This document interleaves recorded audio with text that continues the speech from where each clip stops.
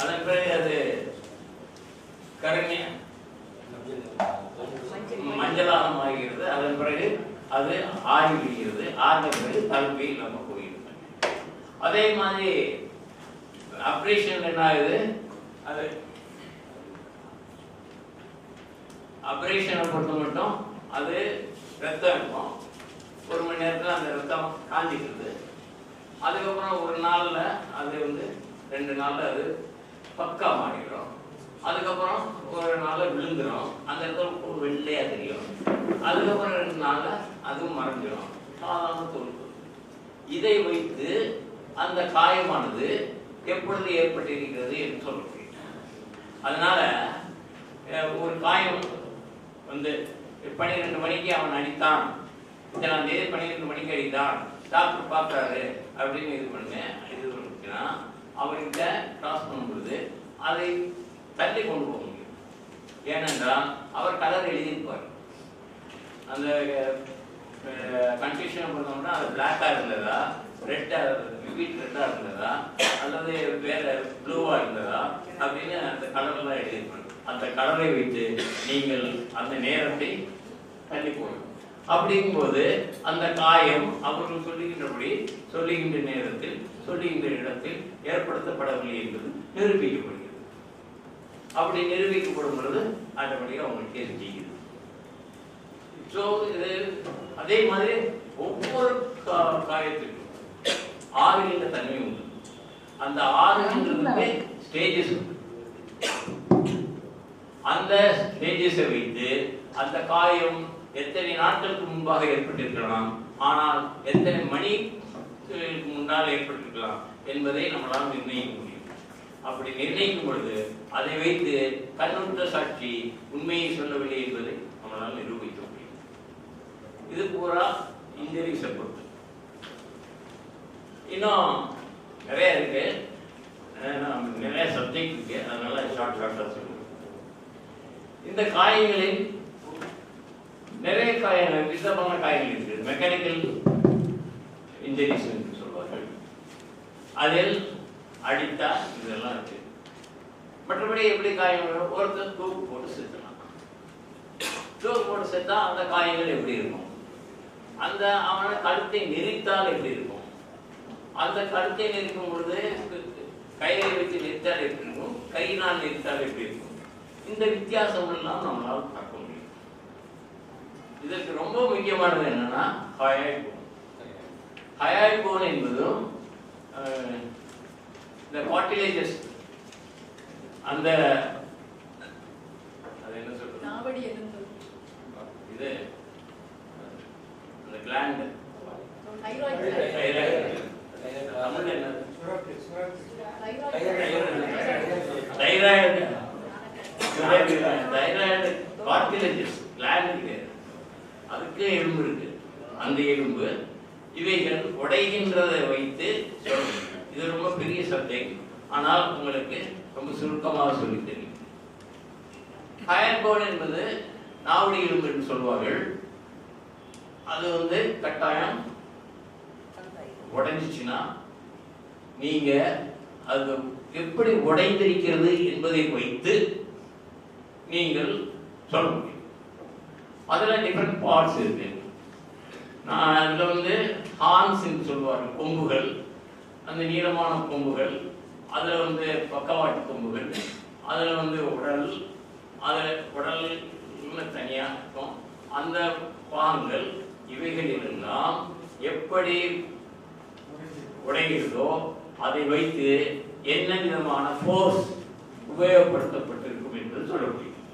இப்போ for example, இந்த இடத்துல அமுக்குறீங்க, கையை வச்சு அமுக்கும்போது என்ன ஆகும்? இந்த இடத்துல அமுக்குறீங்க, இந்த எலும்பு இது, இந்த எலும்பு என்ன ஆகும்? இது இங்கிட்டு போகணும், இது இங்கிட்டு போகணும், கீழே இருக்கிறது இங்கிட்டு போகும், இது இங்கிட்டு போகும். சரிதானா? ஏன்னா இந்த இடத்துல தான் ப்ரெஷர். இது உடையும் பொழுது இது வெளியே தள்ளும், இது இங்கிட்டு தள்ளும். அதனால ஆனா ஃபோர்ஸ் இந்த அளவுக்கு தான். ஒரு சங்க நெரிச்சதாங்கிறாங்களே கையை வச்சு, கையை வச்சு நெரிக்கும் பொழுது அந்த நாவடி எலும்பானது உடைகின்ற நிலை வேறு மாதிரி இருக்கும். அந்த உடைகிறது எப்படி இருக்குன்னா வெளியே கூடி உடையும், வெளியே கூடி உடையும். அதே சமயத்துல தூக்கு போட்டு சாகிறான். அந்த கயிறு இருக்குது, அவர் சாகிறான். கயிறு எடுக்கும் பொழுது என்ன ஆகும், அந்த எலும்புகள் உள்நோக்கி உடையும். எப்படி உள்நோக்கி உடையும். அதுல இந்த கொம்புகள் எப்படி உடைகிறது, இது எப்படி உடைக்கிறது என்பதை வைத்து போர்ஸ் எல்லாம் உண்டு. That's very big subject. ஆனாலும் அது கட்டாயம் தெரியணும். இந்த நாவடி எலும்பும் சரி, தைராய்டு கார்டிலேஜும் சரி, எல்லா கேஸ்லயும் வரும். இன்வேரியபிளி எல்லா ஹேங்கிங் கேஸ்லயும் சரி, ஸ்டார்ட்லிங் கேஸ்லயும் சரி, எல்லா கேஸ்லயுமே வரும். ஆனால் இதை எப்படி டிஃபெண்ட் பண்றது, இதுக்கு எப்படி நம்ம டிஃபென்ஸ்ல நம்ம எப்படி கொண்டு போறது? இதுல எப்படின்னா ஆன்டிமார்டம் இன்ஜரி, போஸ்ட்மார்டம் இன்ஜரி என்று உண்டு. அதாவது இறப்பிற்கு முன் ஏற்பட்ட காயமா, இறப்பிற்கு பின் ஏற்பட்ட காயமா என்பதை கண்டுபிடிக்க வேண்டும். இது எந்த டாக்டர் கேட்டாலும் ஒத்துக்குவாங்க. இறப்பிற்கு பின்னும் ஏற்படலாம், இறப்பிற்கு முன்னும் ஏற்படலாம். இறப்பிற்கு பின் ஏற்பட்டதா முன் ஏற்பட்டதா என்பதை எப்படி கண்டுபிடிப்பது? அதே போல் இந்த கழுத்துல சுருக்கு போடலாம், இதுக்கு ஒரு தடம் ஏற்படுகிறது. இந்த தடமானது இறப்புக்கு பின்பும் ஏற்படலாம், இறப்புக்கு முன்பும் ஏற்படலாம். அதை எப்படி கண்டுபிடிக்கும்? இதுதான் ரொம்ப முக்கியமான ஒன்று. எக்கிமோசிஸ் என்று சொல்வார்கள். அதாவது ஒரு அழுத்தம் கொடுத்தீங்கன்னா இந்த இடத்துல வந்து இது அழுத்தம் கொடுத்து இது பண்ணா அந்த இடத்துல நமக்கு அந்த தோல் வந்து செவந்து விடுகிறது. ஏனென்றால் அந்த தோலுக்கு அடியில் ரத்தம் அப்படியே கசிகிறது, அதனால் அது ஏற்படுகிறது. அதனால ஒரு தடம் இருக்கிறது, கயிற்றின் தடம் இருக்கிறது என்று சொன்னால் அந்த கயிற்றின் தடம் எப்படி ஏற்பட்டது, எதனால் ஏற்பட்டது என்று எப்படி கண்டுபிடிப்பது என்பது மிக மிக முக்கியமானது. சிலர் வந்து நல்லா 5 பவுன் 10 பவுன் நகையெல்லாம் போட்டுக்கிட்டே இருப்பாங்க. அவங்களுக்கெல்லாம் பார்த்தீங்கன்னா இங்கே ஒரு தடம் இருக்கும், கழுத்தில் தடம் இருக்கும். அது வந்து கழுத்துல கயிறை போட்டு சுருக்கினால ஏற்பட்டதா இல்லை அதுக்கு முன்னாடி ஏற்பட்டதா, அது எப்படி ஏற்பட்டது என்பதை எப்படி கண்டுபிடிப்பது என்றால் தோலுக்கு கீழ் அது வந்து இரத்த கசிவு இருக்க வேண்டும். That is called ecchymosis. Ecchymosis என்பது இருந்தால்தான் அந்த தடமானது இறப்பிற்கு முன்பு ஏற்படுத்தப்பட்ட தடம். அதாவது சிறு சிறு இரத்த நாளங்கள் உடைந்து அந்த இரத்தமானது கசிவு ஏற்பட்டு எக்கிமோசிஸ் என்ற கண்டிஷன் இருந்தால்தான் அந்த தடமானது இறப்பிற்கு முன்பு ஏற்பட்டதாக. அது இல்லைன்னா இல்லை. அதே மாதிரி நாவடி எலும்பும் சரி, தைராய்டு கார்டிலேஜும் சரி, அது உடைந்தால் அது பக்கத்தில் இரத்த கசிவு இருக்க வேண்டும். அந்த இரத்த கசிவு இருந்தால்தான் அவைகள் இறப்பிற்கு முன்பு ஏற்பட்டது என்று சொல்ல முடியும். அது போக அதை லேபுக்கு அனுப்பி முன்பா பின்பா என்று பார்ப்பார்கள், அது வேற தனி. இதுல ரொம்ப முக்கியமானது என்னன்னா ஆர்டிஃபேக்ட் எஃபெக்ட் என்று சொல்லுவார்கள். அதாவது பிணத்தை கையாளும் நிலையில் கையாளுவது சரியான கையாளவில்லை என்றால், அல்லது பிண அறுவை சரியாக செய்யவில்லை என்றால், அது இறப்பிற்கு பின்பு சில காயங்கள் தோன்றுகின்றன. அந்த காயங்கள் இறப்பிற்கு முன்பு தோன்றிய காயங்களை போல் தோற்றமளிக்கிறது.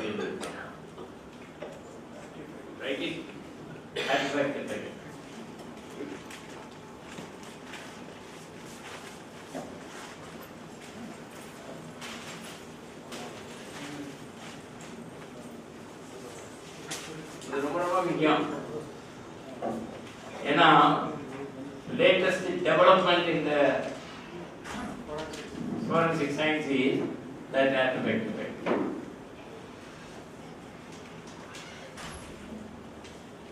அதாவது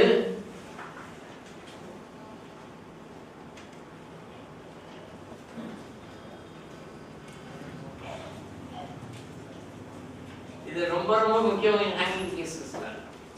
ஏன்னா சூசைட் கேசஸ்ல எல்லாம் முக்கால்வாசி ஹேங்கிங் தான் இருக்கும், தீக்கு அப்புறமே வருவோம். இந்த ஹேங்கிங் கேஸ்ல வந்து முக்கியமானது இதுதான். அப்ப என்ன சொல்றான், இந்த ரெகுலர் ஆட்டாப்சி என்று சொல்லுவார்கள். அதாவது இங்க இருந்து இப்படி கீரல் போட்டு அப்படியே இது வந்து பிளந்து இங்கேயும் பிளந்து அந்த இதை வந்து இது பண்ணுவாங்க. இல்லாட்டி block removal of the head போட்டு இது பண்ணுவாங்க. அப்படி பண்ணும் பொழுது தலையில் இருக்கின்ற ரத்தமானது கழுத்திற்குள் செல்வதற்கு ஏதுவாக இருக்கு. அதே மாதிரி இந்த நெஞ்சை பகுதியில் இருக்கின்ற ரத்தமானது கழுத்தில் வருவதற்கும் சான்சஸ் உண்டு. அதனால இந்த அதற்கென்று தனியான முறையில் அறுவை சிகிச்சை செய்ய வேண்டியிருக்கிறது. அது எப்படின்னா, அந்த கழுத்து பகுதியில் முதல்ல பிளட்லெஸ் ஃபீல்டு என்று சொல்லுவார்கள் ஆங்கிலத்தில். இரத்தம் இல்லாத ஒரு நிலையை ஏற்படுத்திக் கொள்ள வேண்டும். அதாவது தலையில் இருக்கின்ற இரத்தமோ நெஞ்சு பகுதியில் இருக்கின்ற இரத்தமோ கழுத்தில் வராதபடிக்கு முதலில் அதை நிறுத்திக் கொள்ள வேண்டும். அதன் பிறகுதான் கழுத்தா இருக்கணும். அதன் பிறகு முக்காவாசி 99% டாக்டர்ஸ் வந்து அதை செய்வது இல்லை. நீங்க கேட்டீங்கன்னா அவனும் ஒத்துக்கணும் செய்யலை அப்படின்னு சொல்லிட்டு. அந்த மாதிரி செஞ்ச பிறகு அந்த இரத்த கசிவு இருக்கிறதா என்று பார்த்தால், இரத்த கசிவு இருந்தால் அது இறப்பிற்கு முன்பு ஏற்பட்டிருக்கிறது என்பது தெளிவாக. இந்த இரத்த கசிவு இல்லை என்றால் அது இறப்பிற்கு பின்பு ஏற்பட்டிருக்கிறது என்பது தெரிகிறது. அதனால் you have to make a bloodless field and see it there. அதுல இரத்த கசிவு இல்லைன்னு எழுதிடுவாங்க சில டாக்டர்ஸ். அப்படி எழுதிட்டாங்கன்னா நிச்சயமாக அந்த நாவடி எலும்பு உடைந்திருக்கிறது, தைராய்டு எலும்பு உடைந்திருக்கிறது, அந்த லீகேச்சர் மார்க் இருக்கிறது என்பதை வைத்து அவர் தற்கொலை செய்து கொண்டதாகவோ கழுத்தை நிறுத்தி கொண்டதாகவோ தூக்கு மாட்டி கொண்டதாகவோ சொல்ல முடியாது. இப்போ ஹேங்கிங் கேஸ் எப்படி டீல் பண்ணுறதுன்னு தெரிஞ்சுக்கணும்னு நினைக்கிறேன். Follow me. So tell the term also. It's asphyxial death. It will come in that. Hanging cases. Asphyxial death. அது அப்புறமே. ஏன்னா இந்த த்ரோட்டை பொறுத்து மட்டும் இவ்வளவுதான். அதுக்கப்புறம் வந்து மேடம் சொல்றதே கண்டினியூ பண்ணி சொல்லிடுறேன். ஏன்னா இந்த கழுத்தை நிறுத்தி கொள்ளப்படும் போதும் மற்றபடி தூக்கு போட்டு கொள்ளப்படும் போதும் அல்லது மூச்சை அடக்கி சாவை ஏற்படுத்தும் பொழுதும் வேறு எப்படி ஏற்படுத்தணும், அஸ்பிக்சியல் டெத் என்று சொல்லுவாங்க. டெத்தில் வந்து எப்படின்னா shock, death due to shock, death due to haemorrhagic shock, death due to asphyxia என்று பல வகைகள் உண்டு. இன்னும் சின்கோப் அதெல்லாம் இருக்கு, அதுவும் டிஃபரெண்ட். ஆனால் அஸ்பிக்சியல் பொறுத்த மட்டும் எப்படின்னா பெட்டேக்கியல் ஹெமரேஜ் என்று சொல்லுவார்கள். பெட்டேக்கியல் ஹெமரேஜ் என்று சொல்லப்படும். அது எப்படின்னா இந்த முகத்தில் குறிப்பாக கண்பட்டை போன்ற இடங்களில் புள்ளி புள்ளியாக, பெட்டேக்கி என்றால் புள்ளி புள்ளியாக இருக்குது, புள்ளி புள்ளியான இரத்த கசிவு இருக்கு. That is the main symptom of asphyxial death.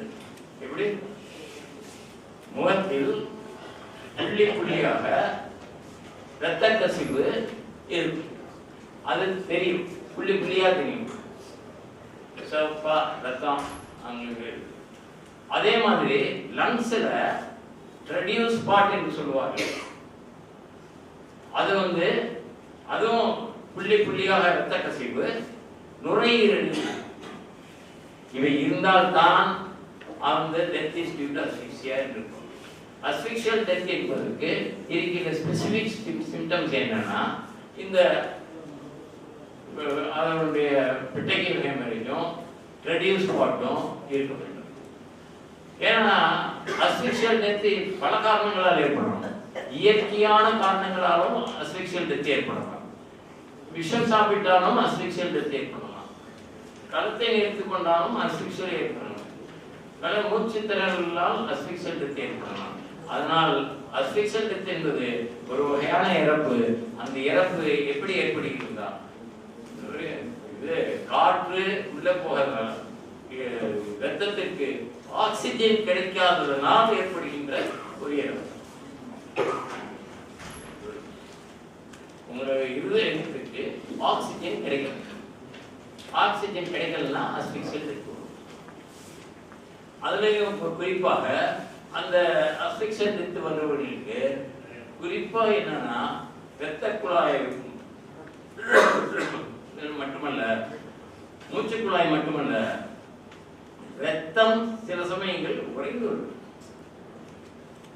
அதனால இப்போ கம்ப்ளீட்டா ஹெமரேஜிக் டெத் என்று சொன்னால் அவனுடைய ஹார்ட்டை வெட்டி பார்த்தோம் என்றால் அதில் சேம்பர்ஸ் எம்டியாக இருக்கும். ஆனால் சில சமயம் ஒரு சேம்பர் மாத்திரம் இருக்கும், ஒரு சேம்பர் எம்டியா இருக்கும். சில சமயம் என்னன்னா அதுக்குள் காற்று வந்துடும். That is called air embolism. Air embolism என்று நிலை இருக்கும். இதை வைத்து எந்த விதமான இறப்பு ஏற்பட்டது என்று சொல்ல முடியும். முக்கியமானது என்னென்றால் ஏர் எம்பாலிசம் எப்படி ஏற்படுகின்றது என்றால் இந்த கழுத்து பகுதியில் கரோட்டிட் ஆர்டரி என்று இருக்கிறது, அதே போல் டியூபுலர் வெயின் என்று இருக்கிறது. அந்த இரத்தமானது பீச்சி அடிக்கும்.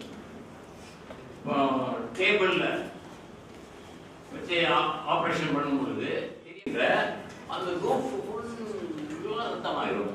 அப்படி பீச்சி அடிக்கும். கரோட்டிட் ஆர்டரி கட் ஆச்சுன்னா இன்ஸ்டன்டேனியஸ் டெத் தான். So it is very difficult. But whether he would have lived for some time, oral being இருக்குன்னா கட்டாயம் இது பண்ணணும். அந்த காற்றானது அந்த சேம்பர்ஸை வந்து ஃபில் பண்ணிடும். அதனால அந்த சேம்பர்ஸ்ல ஏர் அடைத்து போகிறது. That is called air embolism.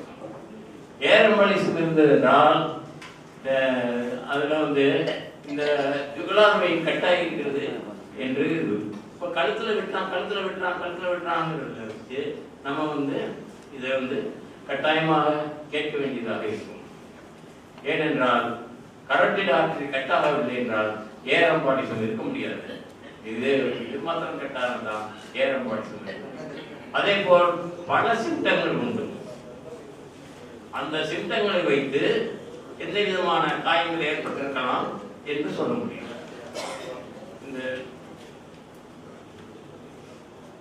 இதுல ரொம்ப முக்கியமானது என்னன்னா அந்த தூக்கு போட்டு சாகிறது இதுல எல்லாம் பார்ஷியல் ஹேங்கிங் என்று உண்டு. அந்த பார்ஷியல் ஹேங்கிங்ல வந்து காலானது தலையை தொட்டு கொண்டு இருக்கும், குட்டிக்கால் கூட இருக்கும். அப்போ அந்த பார்ஷியல் ஹேங்கிங் இருக்கும். பார்ஷியல் ஹேங்கிங் இருக்கும் பொழுது எப்படி இருக்கும், ஃபுல்லா ஹேங்கிங் இருக்கும்போது எப்படி இருக்கும்னா அந்த கழுத்தில் இருக்கிற கயிறு, அந்த கயிறினுடைய பொசிஷனை வச்சு அதில் இருக்கிற முடிச்சினுடைய பொசிஷனை வச்சு சொல்ல முடியும். அதனால சர்க்குலரே எப்படின்னா ஒரு தூக்க போட்டு சொல்லுங்கன்னா அந்த கழுத்தில் இருக்கின்ற கயிறு, அந்த முடிச்சு இவற்றுடன் போஸ்ட்மார்ட்டத்துக்கு அனுப்ப வேண்டும். சும்மா வெறும் பாடியை அனுப்பக்கூடாது. அதை படம் எடுத்து வைக்க வேண்டும். அந்த நாடு எப்படி இருக்குங்கிறத வைத்து அவர் தானாகவே தூக்கு போட்டுக் கொண்டாரா அல்லது வேற எப்படியும் ஆகிறதா என்று சொல்ல முடியும். அதனால் தூக்கு போட்டு சொன்ன அஸ்பிக்சியல் டெத் என்பது எப்படி ஏற்படுகிறது என்று தெரிந்து கொண்டீர்கள். இந்த லாஸ்டா ஒன்று மட்டும் சொல்லி நினைக்கிறேன். That is with regard to burn. ஏன்னா நிறைய பர்ன் கேசஸ் தான் வரும். அதுல எப்படின்னா அதுலேயும் கிளாசிபிகேஷன் உண்டு. அதாவது ஹீட்னால எப்படி ஏற்படுகிறது என்பது. ஹீட்னால உங்களுக்கு பர்ன்ஸ்லயும் வரும், கொதிக்கின்ற வெந்நீரையோ வேறு திரவத்தையோ போட்டால் அதுக்கு எப்படி காயங்கள் ஏற்படுகிறது. அது போக என்ன எலக்ட்ரிகேஷன்ல எப்படி வருகிறது என்று வித்தியாசங்கள் தான் இருக்கிறது. இப்படி கொதிக்கின்ற தண்ணீரையோ இதோ கொடுத்தா எந்த விதமான காயங்கள் ஏற்படும்?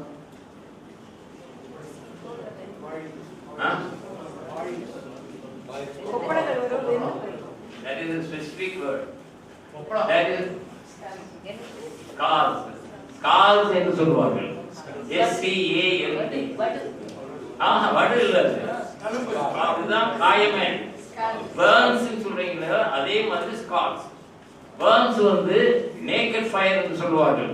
தீப்படுவதனால் ஏற்படுகிறது. ஒரு சூடான பொருளால் படுவதனால் ஏற்படுவது வந்து scars. ரெண்டுக்கு வித்தியாசம் இருக்கு. இது ரொம்ப ரொம்ப முக்கியம். Scars are different from burns. burnsல வந்து naked fire இருக்கணும். தீயானது நேரடியாக உடம்பில் பட வேண்டும். scars என்பதில் சூடான ஒரு பொருள் நம் மீது படும் பொழுது ஏற்படுகிறது. scars இருக்கும் பொழுது அதனுடைய காயங்கள் வேறு தன்மையில் இருக்கும். burnsல வேறு தன்மை இருக்கும். burnsல வந்து கரி போகுது, scarsல கரிகாது. scarsல வந்து கொப்பளங்கள் ஏற்படுகிறது, burnsல கொப்பளங்கள் ஏற்படாது. burnsல வந்து ரொம்ப முக்கியமானது என்னன்னா, burnsல வந்து டிகிரிஸ் உண்டு. டிகிரிஸ் போக அது ரூல் ஆஃப் 9 என்று சொல்வார்கள். நீங்க 100% burns, 50% burns, 80% burns அப்படின்னு எதை வைத்து கால்குலேட் பண்ணிக்கிறார்கள் என்பது தெரிய வேண்டும். டாக்டர்ஸ் வந்து 100% burn, 100% or 80% or 60%. அதுக்கு என்னன்னா ரூல் ஆஃப் 9 அந்த புத்தகத்தை கொடுத்துருமே, ரூல் ஆஃப் 9 என்று உண்டு. அது ஒவ்வொரு பகுதிக்கும் 9 9 9 9 என்று பிரித்திருக்கிறார்கள். அது மர்மஸ்தானம் மொத்தம் 1, மீதி எல்லாம் 9 9 வரும். தலை 9, மார்பு 9, முதுகு 9, கை 9, இந்த கை 9, தொடை, கால், அப்படி பின்புறம் ஆகியவற்றுக்கெல்லாம் 9 9 என்பதும் that is called rule of 9. அதை வைத்துதான் அவர்கள் இத்தனை % burns இருக்கு அப்படின்னு கணக்கு சொல்றாங்க. டிகிரி என்பது வேறு, டிகிரி என்பது வேறு, இந்த பெர்சன்டேஜ் என்பது வேறு. அது ரொம்ப பேர் கன்ஃபியூஸ் பண்ணிக்கோங்க. டிகிரி என்பது first grade, second grade, third degree, first degree, second degree, third degree, fourth degree, fifth degree, sixth degree வரைக்கும் இருக்கிறது. அது எப்படின்னா, காயம் உடம்பில் எவ்வளவு ஆழத்திற்கு பாதித்திருக்கிறது என்பதை பொறுத்து சொல்லப்படுவது டிகிரி. burns வந்து சூப்பர்ஃபிஷியல், நம்முடைய உடல் மேற்பகுதியில் எவ்வளவு பாதித்திருக்கிறது என்பதை அந்த பெர்சன்டேஜில் சொல்லுகின்றார்கள். ஆழம் எவ்வளவு இருக்கிறது, எவ்வளவு பதியப்பட்டது என்பதை சொல்லுவது அது வந்து எப்படின்னா, அது வந்து டிகிரி தான் சொல்லணும்.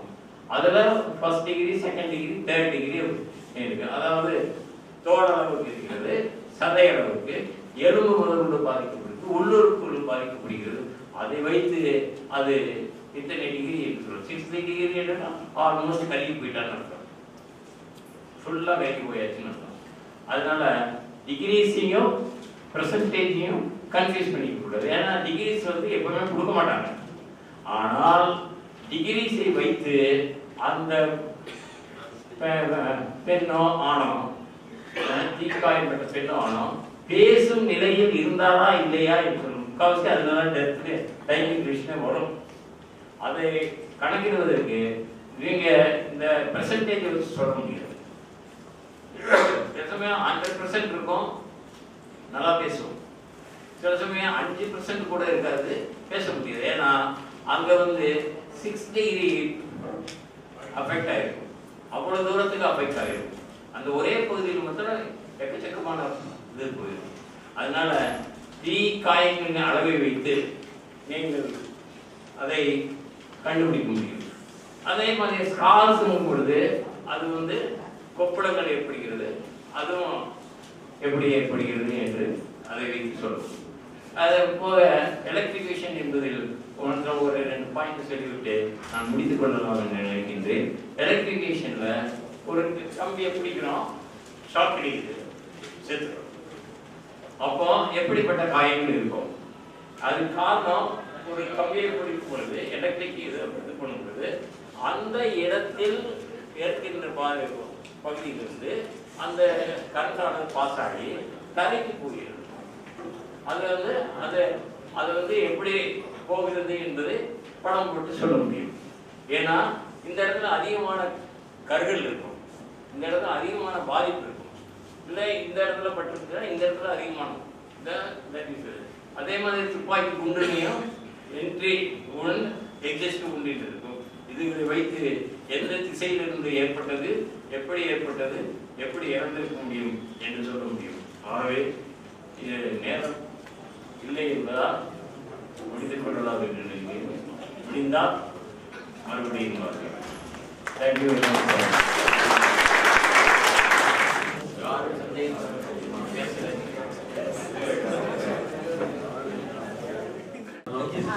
Carbohydrate sedimentation in our mouth, how to identify it, sir? Carbohydrate. Sedimentations in our mouth. Sir, they had taken rice now, how to identify in our mouth sedimentation? Mouth sedimentation is there. And saliva secretion. Saliva and other things. That is a different technique they are using. Because taking sample, that is entirely different one. And how it affected your body and other things, that is also entirely, that is biological. Test பண்ணி தான் கண்டுபிடிக்க முடியும். நம்ம பார்த்துலாம் we are taking into consideration that also. And in the mouth, you cannot say whatever, how he is munching, how the saliva mixing and other things. But whatever the thing is, the digestion starts in the mouth and ends no. Once its chyme goes into the intestine, then only absorption is that, and then the rest of it is even without digestion it is coming out. So there is nothing. So digestion, what meant is that starts in the mouth and ends in the stomach. That's all. And the salival இது வந்து mixing, munching, இதை பற்றியெல்லாம் நமக்கு கரெக்டாக பண்ண வேண்டியது இல்லை. ஏன்னா digestion doesn't mean, we mean by a single, how much time it takes to make it as a chyme. சிகிச்சை அந்த கைமான பிறகுதான் அது வந்து டைஜஸ்ட் ஆகுது. கைமாகிற வரைக்கும் அது வந்து டைஜஸ்ட் ஆகாது. அது வந்து பார்ஷலாக அங்கங்கே ஆகிக்கிட்டே இருக்கு. ஆனால் கைமாயின பிறகு it takes its own time and then it sends to the small intestine. For my friend's question, I will send an email with respect to the aspect. I wrote an article on that. Thank you. Sir, excuse me. In poisonous cases, how we can classify which poison has its own, time durations which cause immediate death or the days. There are so many classifications. Depends upon the virility of the poisonous. It's a very difficult question because there are different types of poison. Each poison is having its own effect. For example, the பூச்சி மருந்து சொல்றாங்கல்ல, அது வேற. இந்த பூச்சி மருந்துலயே இந்த செடிகளுக்கு எடுக்கிற பூச்சி மருந்து வேற. அதுக்கு வந்து ஆன்டிடாட் வந்து வேற. அப்போ எறும்புகள்லாம் போடுறாங்கல்ல, அது வேற. அதுக்கு ஆன்டிடாட் வேற. அப்போ மெட்டாலிக் பாய்சன் வாங்க, அதுக்கு வேற. அது புறமே it is difference chapter. And அதில் வந்து எப்படின்னா every poison, any poison, there is a dose called fatal dose. அந்த டோஸ் இருந்தால் தான் அவன் இறப்பான். அந்த டோஸ் இருந்ததா இல்லையா அப்படிங்கிறது ஒவ்வொன்றுக்கும் மாறும். ஒவ்வொரு பாய்சனுக்குமே அந்த ஃபேட்டல் டோஸ் வந்து மாறும். அதுக்கு தகுந்த மாதிரி நீங்கள் பேக்ஸ் ஆஃப் த கேஸையும் இதையும் வச்சு இது பண்ணணும். பேக் எல்லா பாய்சனும் ஒரே மாதிரி கிடையாது. fatal dose is missing. Even alcohol is having fatal dose. Alcohol தண்ணி அடிக்கிறாங்கல்ல அவங்களுக்கும் fatal dose ஒன்று உண்டு. அந்த டோஸை சாப்பிட்டானா அவன் செத்து போயிடுவான், அவன் உயிரோட இருக்க முடியாது. அது மாதிரி ஒவ்வொன்றுக்கும் fatal dose ஒன்று உண்டு. அதை எப்படி கால்குலேட் பண்ணுறதுக்கு அதை எப்படி ஏன்னா அதில் வந்து சாம்பிள் எடுக்கலாம். அந்த சாம்பிள் எப்படி எடுக்கலாம், அந்த சாம்பிளை எப்படி டெஸ்ட் பண்ணால் இதெல்லாம் வச்சு தான் அதை கால்குலேட் பண்ணுவோம். சாம்பிள் எடுக்கிறதுலாம் நிறைய இது இருக்குது. அதனுடைய வெயிட் தரணும், அதனுடைய பரிணாமம் தரணும், அதெல்லாம் இது பண்ணணும். அதை வச்சு அவன் வந்து ஒரு கால்குலேட் பண்ணி இத்தனை பர்சன்டேஜ் உள்ளதுன்னு சொல்லணும். அந்த percentage whether it is fatal dose சொல்லணும். அந்த ஃபேட்டல் டோஸ் வந்துச்சுன்னா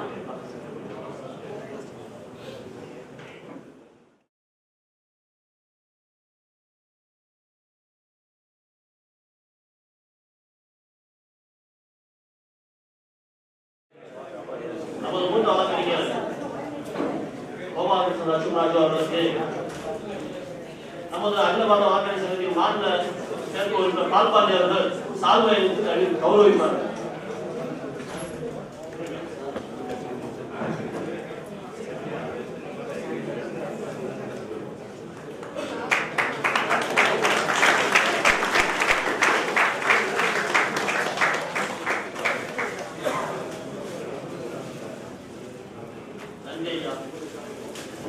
அடுத்தபடியாக அவருக்கு ஒரு நினைவு பரிசாக திரு செல்வா அவர்களும் விஜயராகவன் அவர்களும் இணைந்து வழங்குவார்கள்.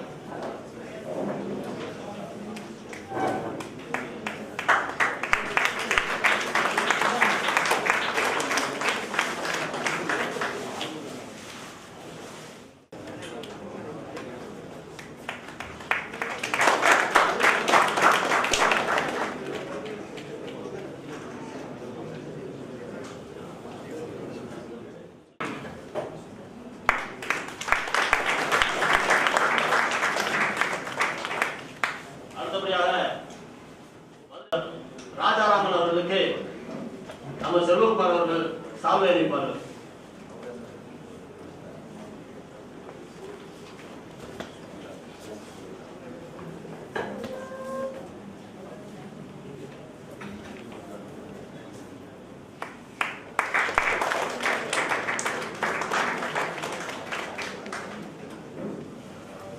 மூத்த வழக்கறிஞர் பால்பாண்டி அவர்கள்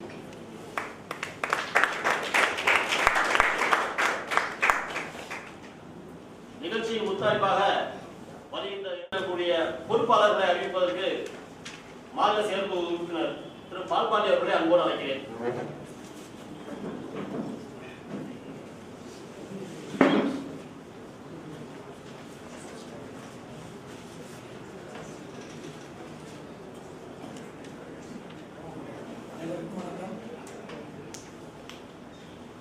அகில பாரத வழக்கறிஞர் சங்கத்தினுடைய ஒரு ஆண்டுக்கான ஒரு நிர்வாகி பட்டியல் வந்து ஒவ்வொரு ஆண்டும் நாம் ஒவ்வொரு கிளையிலும் அறிவிப்பது வழக்கம். இந்த ஆண்டு அகில பாரத வழக்கறிஞர் சங்கத்தினுடைய பொறுப்பாளர்கள் மதுரை மாவட்டம் என்பது எல்லா நீதிமன்றங்களிலும் மதுரை மாவட்டத்தில் எல்லா நீதிமன்றங்களிலும் இந்த மதுரை மாவட்டத்தில் மதுரை டிஸ்ட்ரிக்ட் யூனிட் அப்படின்ற யூனிட்டுடைய பொறுப்பாளர் தான் இருக்கிறேன். அதே நேரத்தில் இந்த பொறுப்பாளர்களை அறிவிப்பதில் முக்கிய நான் மகிழ்ச்சி அடைகின்றேன். திரு பி செல்வகுமார் மதுரை டிஸ்ட்ரிக்ட் யூனிட்டுடைய president.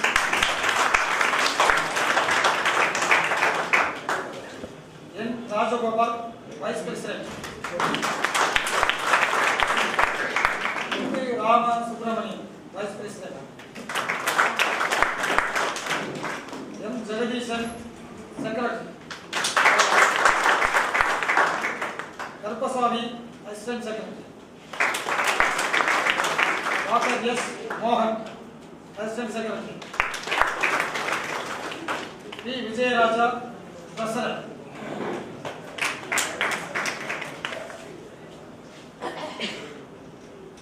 EC members Murugaraj, Selvam, Ponnuthurai, S. Madhavan, A. Veluchami, M. Muthulakshmi, Pushparani, S. Kannan, K. Dinesh இவர்களெல்லாம் வந்துட்டு மதுரை மாவட்டத்துடைய கிளையுடைய பொறுப்பாளர்கள். மதுரை டிஸ்ட்ரிக்ட் கோர்ட் யூனிட்டுடைய தலைவர் Vijayaraghavan, S. Sankar Subramanian vice president, S. Sheela vice president, V. Aravindan secretary, Solai Selvam joint secretary, Vanitha joint secretary, V. Sivakumar treasurer, V. Saraswathi EC member, Maheswari EC member, Velmurugan EC member, Marimuthu EC member, Chandra. Thirumangalam court unit வந்து பொறுப்பாளராக இருக்கிறார் M. Selvaraj president, K. M. Kanagaraj vice president, T. Kanagaraj secretary, Kannan assistant secretary, Sathish Kannan assistant secretary, V. Bharathi treasurer, S. Gandhi easy member, Shyam Kumar EC member, T. Rajakumar EC member. அதே போல மேலும் court unit T. Tirupathi தலைவர், R. Thangapandi vice president, T. Arumugam secretary, T. Arumugam, Ramkumar assistant secretary, Raman treasurer, Vivek EC member, Sukumaran EC member. Vadipatti court unit T. Chandramohan president, Arumugam secretary, Velaiyur court unit president Ravichandran, A. Pandi secretary,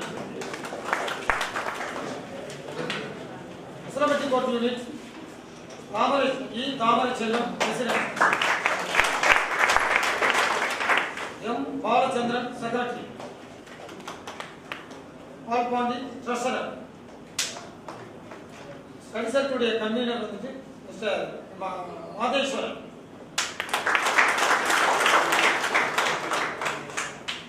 இது ஓராண்டுக்கான நம்முடைய அகில பாரத வழக்கறிஞர் சங்கத்துடைய பொறுப்பாளர்கள், எல்லா பொறுப்பாளர்களுடைய சார்பில் அகில பாரத வழக்கறிஞர் சங்கத்தின் சார்பாக என்னுடைய வாழ்த்துக்களை தெரிவித்துக் கொள்கிறேன். இந்த ஆண்டு போல இந்த ஆண்டும் நமது அமைப்பானது வழக்கறிஞர் சங்கமானது மிக பொறுப்போடு இது போன்ற பல்வேறு தலைப்புகளில் ஒரு மாபெரும் ஸ்டடி சர்க்கிள் வழக்கறிஞர் பெருமக்களுக்கு நடத்தி கொடுக்க நாமெல்லாம் கடமைப்பட்டிருக்கின்றோம். ஆகையால் இது போன்ற எல்லா வழக்கறிஞர்களும் நம்முடைய அகில பாரத வழக்கறிஞர் சங்கத்தின் சார்பாக ஸ்டடி சர்க்கிள் நிகழ்ச்சியில் கலந்து கொண்டு நம்முடைய சட்ட அறிவை மேலும் வளர்த்துக் கொள்வதற்கான வாய்ப்புகளை பயன்படுத்திக் கொள்ள வேண்டும் என்று கேட்டுக்கொண்டு விடைபெறுகிறேன். நன்றி, வணக்கம்.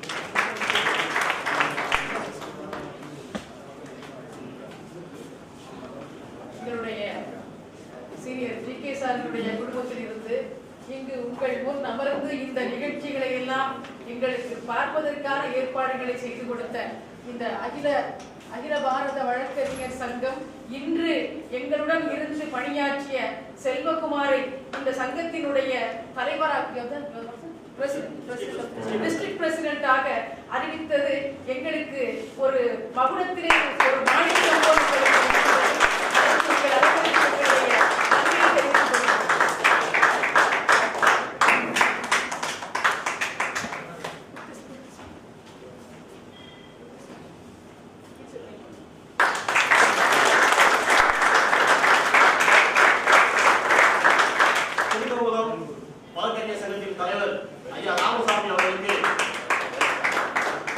அதன் செயலாளர் கனகராஜ் அவர்கள் சால்வை அளிப்பார்.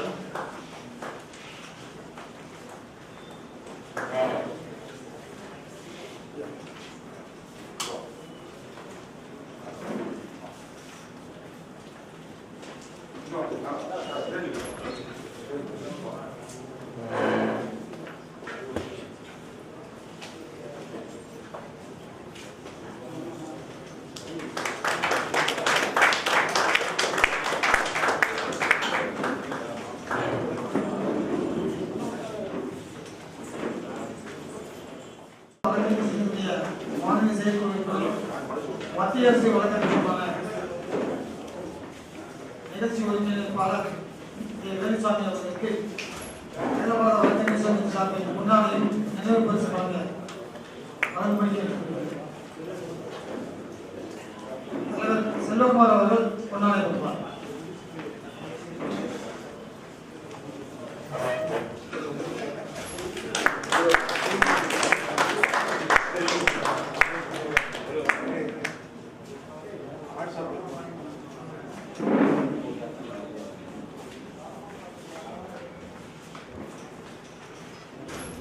நினைவு பரிசு நம்முடைய செயலாளர்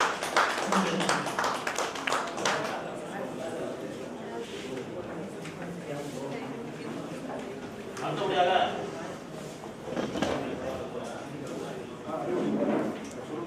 திருமலத்தின் வழக்கறிஞர் சங்கத்தின் செயலாளர் அறிவொளி அவர்களுக்கு பேரவையின் பிரசிடென்ட் ரவிச்சந்திரன் அவர்கள் சால்வை அளிப்பார்.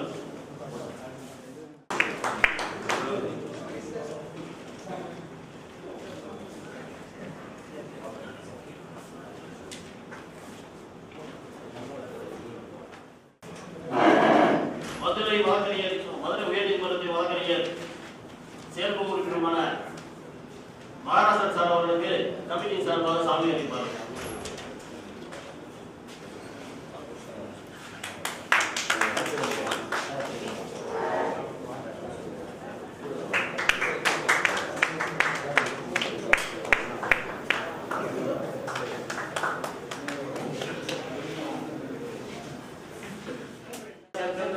ஜெகதீசன் அவர்களுக்கு தலைவர் செல்வகுமார் அவர்கள் சால்வை அளிப்பார்.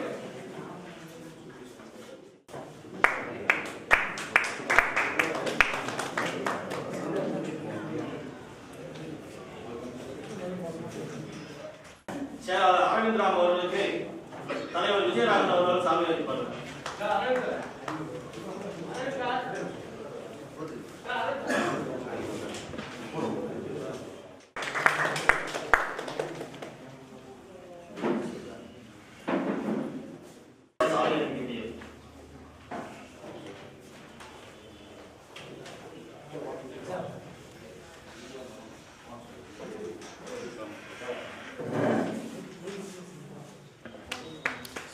சார் மேல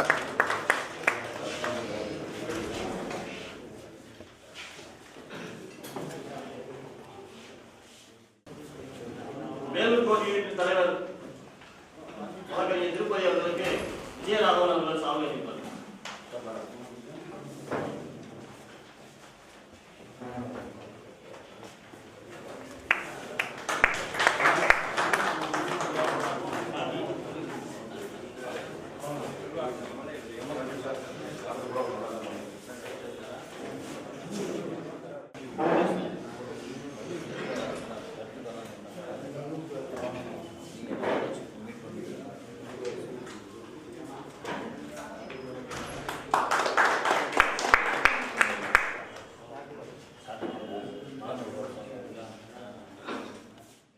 நெஞ்சார்ந்த நன்றிகளை காவல் கருதி சுருக்கமாக சொல்லிக் கொள்கிறோம். நன்றி.